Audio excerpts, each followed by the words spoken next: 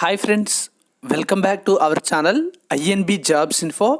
Friends, AP paramedical జాబ్స్కి సంబంధించి వచ్చినటువంటి నోటిఫికేషన్ యొక్క మెరిట్ లిస్ట్ అప్డేట్స్ అయితే మన ఛానల్ ద్వారా ఎప్పటికప్పుడు అందిస్తూ ఉన్నాం. ఈ వీడియోలో కూడా కొన్ని అప్డేట్స్ అయితే ఉన్నాయి. వాటికి సంబంధించినటువంటి డీటెయిల్స్ అయితే ఈ వీడియోలో చూద్దాం. ఏపీలో అవుట్సోర్సింగ్ ఉద్యోగాలకు సంబంధించి మార్నింగ్ ఒక వీడియో అయితే చేశాను. ఆ వీడియో కానీ మీరు చూడనట్లయితే డిస్క్రిప్షన్లో ఆ వీడియో లింక్ అయితే ఉంటుంది. అక్కడ క్లిక్ చేసి ఆ వీడియోని అయితే చూడండి. అదేవిధంగా టెలిగ్రామ్ ఛానల్ లింక్తో పాటుగా ఇన్స్టాగ్రామ్ లింక్ అయితే ప్రొవైడ్ చేశాను. అందులో కూడా తప్పనిసరిగా జాయిన్ అవ్వండి. వీడియోస్ ద్వారా ఏవైనా అప్డేట్స్ అనేవి తెలియజేయడానికి నేను కుదరకపోయినట్లయితే అందులోనే పోస్ట్ చేయడం జరుగుతుంది. సో తప్పనిసరిగా జాయిన్ అయితే అవ్వండి. అక్కడ మీకు ఎటువంటి డిస్టర్బెన్స్ అయితే ఉండదు. ఎవరు కూడా మెసేజ్ అయితే చేయరు. కేవలం ఏదైనా అప్డేట్ ఉంటే నేను మాత్రమే అందులో పోస్ట్ చేయడం జరుగుతుంది. ఫస్ట్ అప్డేట్ చూస్తే మనకి వైఎస్ఆర్ కడప జిల్లా నుంచి అయితే రావడం జరిగింది.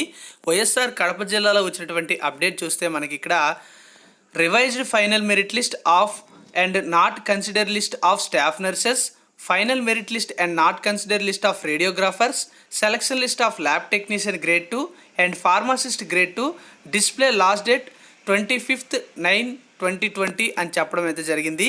సో సెప్టెంబర్ 25 వరకు కూడా మనకి లాస్ట్ డేట్ అయితే ఇచ్చారు. ఇక్కడ వెబ్సైట్లో కూడా మీకు 25th వరకే కనిపిస్తాయి. ఇక్కడ చూస్తే మనకి స్టాఫ్ నర్స్ ఉద్యోగాలకు సంబంధించి రివైజ్డ్ ఫైనల్ మెరిట్ లిస్ట్తో పాటుగా నాట్ కన్సిడర్ లిస్ట్ అయితే ఇవ్వడం జరిగింది. అంటే ఎవరిని కన్సిడర్ చేయలేదు అనేది. అంతేకాకుండా మనకి రేడియోగ్రాఫర్ ఉద్యోగాలకు సంబంధించి కూడా ఫైనల్ మెరిట్ లిస్ట్తో పాటుగా నాట్ కన్సిడర్ లిస్ట్ అయితే ఇచ్చారు. ల్యాబ్ టెక్నీషియన్ గ్రేడ్ 2 మరియు ఫార్మసిస్ట్ గ్రేడ్ 2 ఉద్యోగాలకు సంబంధించి సెలక్షన్ లిస్ట్ అయితే పెట్టడం జరిగింది.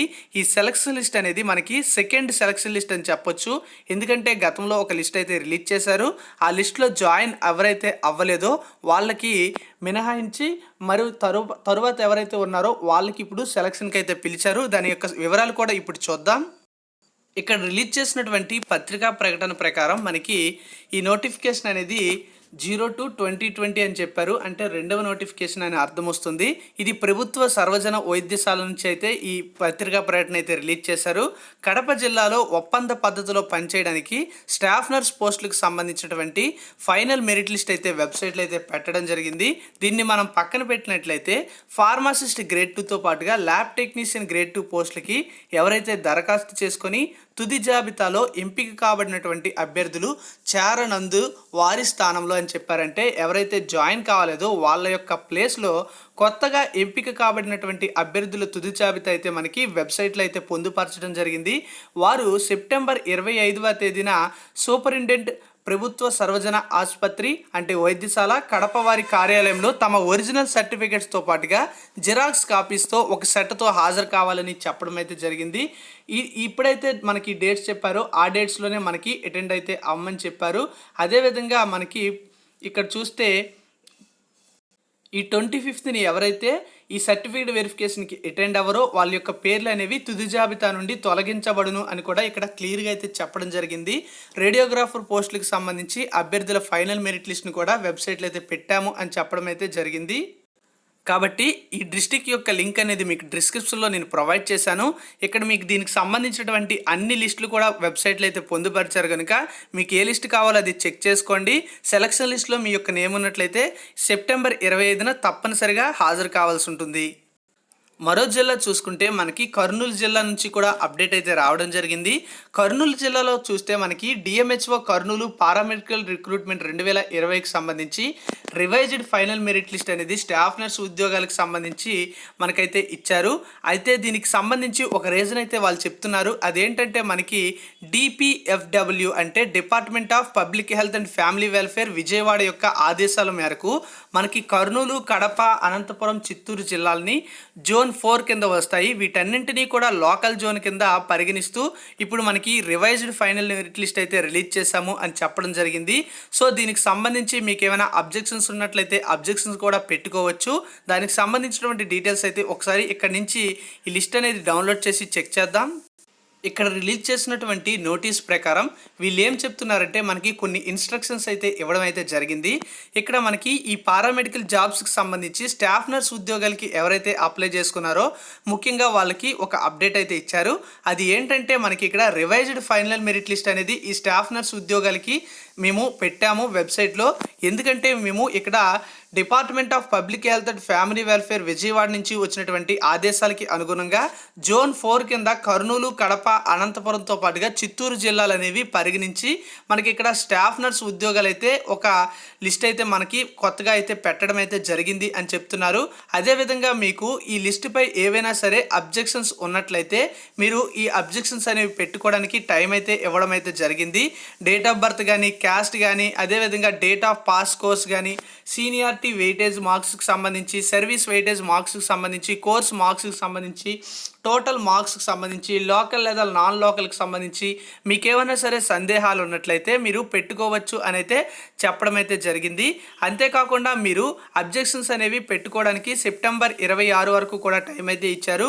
District medical and health officer కర్నూలులో అయితే మీరు దీనికి సంబంధించినటువంటి అబ్జెక్షన్ అయితే పెట్టుకోవడానికి టైం అయితే ఇవ్వడం జరిగింది. అంతేకాకుండా చూసుకున్నట్లయితే మీరు మీకు సంబంధించినటువంటి వివరాలపైనే కాకుండా ఇతరులకు సంబంధించినటువంటి వివరాలపై కూడా మీరు అబ్జెక్షన్స్ అయితే పెట్టుకోవచ్చని పాయింట్ 4లో అయితే మనకి ఇక్కడ చెప్పడం జరిగింది.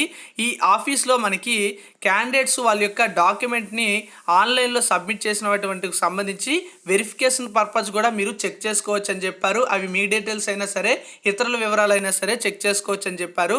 This revised list is prepared and uploaded in the website. Okay, ఈ వెబ్సైట్ అయితే మనకి ఈ రివైజ్డ్ లిస్ట్ అనేది మనకి వెబ్సైట్లో అయితే పెట్టామని చెప్పారు.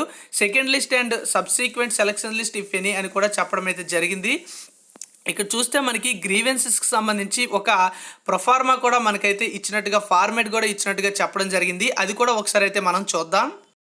సో ఇదండి మనకి ఈ పారామెడికల్ రిక్రూట్మెంట్కి సంబంధించి staff nurse revised merit list యొక్క గ్రీవెన్స్ ఫార్మేట్ అయితే ఈ విధంగా అయితే ఇవ్వడం జరిగింది. ఇక్కడ మీ యొక్క గ్రీవెన్స్కి సంబంధించినటువంటి డీటెయిల్స్ అయితే మీరు ఇక్కడ ఫిల్ చేయాల్సి ఉంటుంది.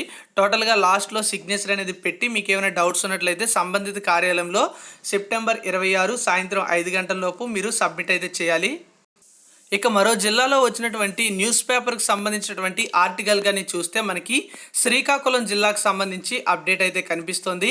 ఇక్కడ ఉద్యోగాలు భర్తీ చేయాలని కొంతమంది అభ్యర్థులు అయితే నిరసన వ్యక్తం చేసినట్లుగా మనకి శ్రీకాకుళం జిల్లాకు సంబంధించినటువంటి డిస్ట్రిక్ట్ న్యూస్ పేపర్ అయినటువంటి ఈనాడులో పబ్లిష్ అయితే చేశారు. ఇక్కడ మనకి ఆంధ్రప్రదేశ్ కార్పొరేషన్ ఆఫ్ సోర్సింగ్ అంటే మనకి ఇక్కడ ఏపీసీఓఎస్ ద్వారా అంటే ఈ మెడికల్ డిపార్ట్మెంట్కి సంబంధించినటువంటి ఉద్యోగాలే. అయితే వీళ్ళకి జూలై 17వ తేదీన రిలీజ్ చేసినటువంటి నోటిఫికేషన్ ప్రకారం ఎఫ్ఎన్ఓ, ఎంఎన్ఓలుగా ఎంపికైనటువంటి అభ్యర్థులకు మంగళవారం జిల్లా వైద్య ఆరోగ్య శాఖ కార్యాలయం ఎదుట నిరసన అయితే వ్యక్తం చేయడం జరిగింది. ప్రతిభ ఆధారంగా ఎంపిక చేసినటువంటి తమకు కౌన్సిలింగ్ కూడా పూర్తి చేసి పనిచేయాల్సినటువంటి స్థలాలు కూడా కేటాయించారని, ఆగస్టు 19వ తేదీన నియామక పత్రాలు కూడా అందిస్తామని చెప్పి ఈ రోజుకి కూడా ఇవ్వకపోవడంతో ఇది చాలా అన్యాయమని కూడా వాళ్ళు అంటున్నారు. తమకు న్యాయం చేయాలని కోరుతూ డిఎంహెచ్ఓ డాక్టర్ అనురాధ, ఆసుపత్రుల సమన్వయాధికారి సూర్యారావులకు వినతి పత్రం కూడా అందించడం అయితే జరిగింది. డిఎంహెచ్ఓ కార్యాలయం పరిధిలో వివిధ ఆసుపత్రుల్లో స్టాఫ్ నర్సులుగా పనిచేసేందుకు మంగళవారం 8 మందికి డిఎంహెచ్ఓ డాక్టర్ అనురాధ మంగళవారం నియామక పత్రాలు కూడా అందజేయడం జరిగింది. వీరందరినీ కూడా ఒప్పంద ప్రాతిపదికన పనిచేస్తారని కూడా ఇక్కడైతే మెన్షన్ చేశారు.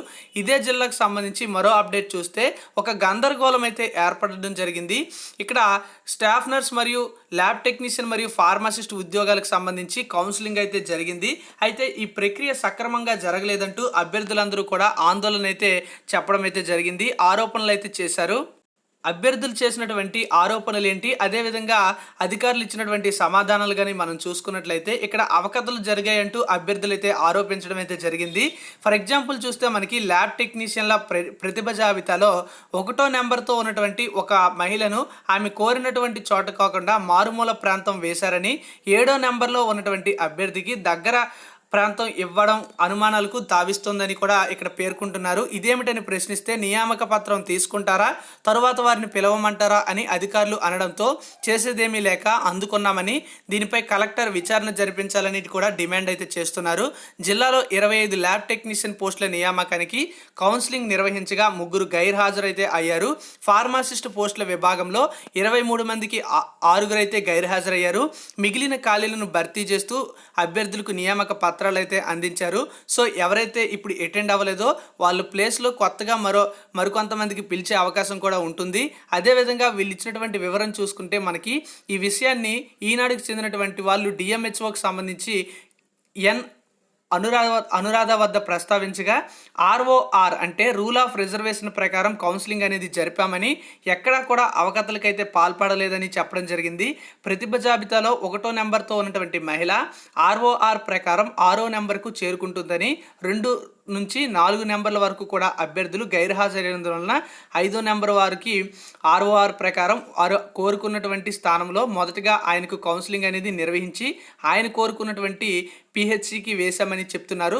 తదుపరి కౌన్సిలింగ్కి వచ్చినటువంటి మహిళ కూడా దూసి అంటే ఎక్కడైతే ఫస్ట్ పర్సన్ అడిగారో అక్కడే అడగడంతో అది అప్పటికే భర్తీ కావడంతో వేరే పిహెచ్సికి కేటాయించామని ఇక్కడైతే స్పష్టం చేయడం అయితే జరిగింది. సో ఇక్కడ గందరగోళం ఏర్పడినట్లుగా అభ్యర్థులు ఆరోపించారు. అటువంటివి ఏమీ లేదు అంటూ అధికారులు అయితే ఒక వివరణ అయితే ఇవ్వడం జరిగింది. సో ఇప్పటి వరకు కూడా వచ్చినటువంటి అప్డేట్స్ అయితే ఈ విధంగా ఉన్నాయి. ఇంకా ఏమైనా అప్డేట్స్ వస్తే మన ఛానల్లో ఎప్పటికప్పుడు మీ అందరికీ కూడా అందిస్తూ ఉంటాను. Thank you for watching. మీ దగ్గర ఏదైనా ఇన్ఫర్మేషన్ ఉంటే మన ఛానల్ యొక్క జీమెయిల్కి అయితే పంపించండి. జీమెయిల్ అనేది డిస్క్రిప్షన్లో ఉంది. జై హింద్.